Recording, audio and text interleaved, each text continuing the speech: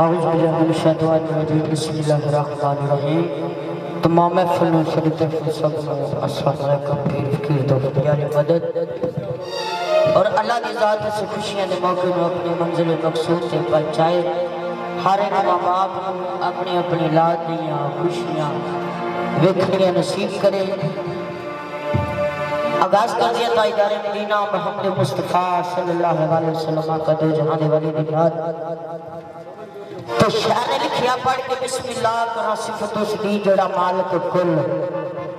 سنسار دائے پتھران دے وچ روزی دیندا پیا سب دے کام سوار دائے صفت کرن لگیاں آندی شرم سانو جو حال ساڈے کردار دائے قسم رب دی کر تباہ دیندا پر منہ یار دا یار نو مار دائے سبحان اللہ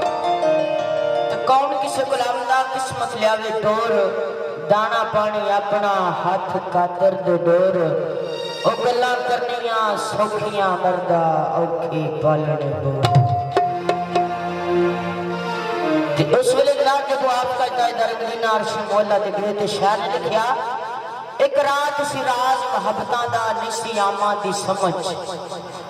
آن والا سدیا تالر تے پہنچ مطلوب گیا جبریل سی صد